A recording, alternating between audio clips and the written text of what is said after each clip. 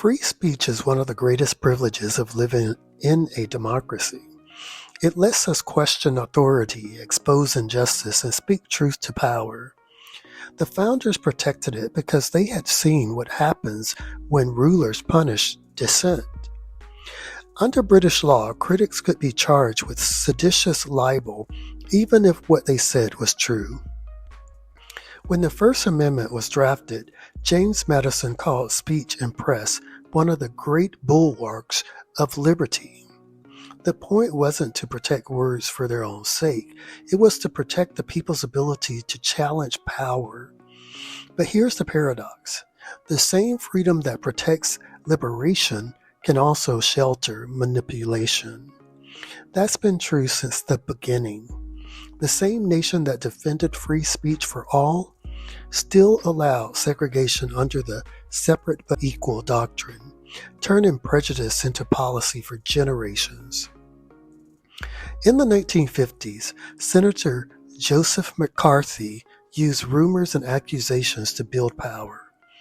Technically, people still had the right to speak, but fear silenced millions. That's what it looks like when speech becomes a weapon, not a conversation. So let's address the concern head on. This is not a call for censorship, and I don't support the government or anyone policing opinions online. Free speech must include the freedom to be wrong, to be challenged, and to be heard. People can hold opposing convictions. You can say abortion is morally wrong. I can say women have the right to choose. In a democracy, both views get airtime. The tension comes when one view uses power, money, or influence to hard code personal belief into law for everyone else. That's not just speech, that's domination by statute. The founders understood that speech only works when people are informed.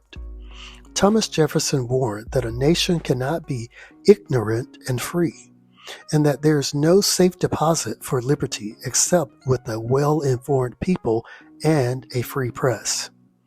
That's a call to responsibility, not repression. So how do we protect free speech without letting it erode freedom? First, we separate voice from control. Being heard doesn't entitle any of us to rule the other. Free speech guarantees a hearing, not a veto over someone else's life. Second, we insist on accountability for impact, especially from those with outsized platforms. No one is punished for having an opinion, but the more power your words have, the more duty you have to be truthful and not incite harm.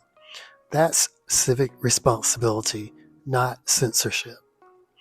Third, we build a culture of media literacy. In the town square, bad ideas burn out against better ones. Online, they can go viral before facts catch up. The antidote isn't silencing, it's faster truth, transparent corrections, and audiences trained to ask, how do we know? Free speech should create more freedom, not less. It should help us think for ourselves, not force others to live under our personal creed. The founders gave us the right to speak.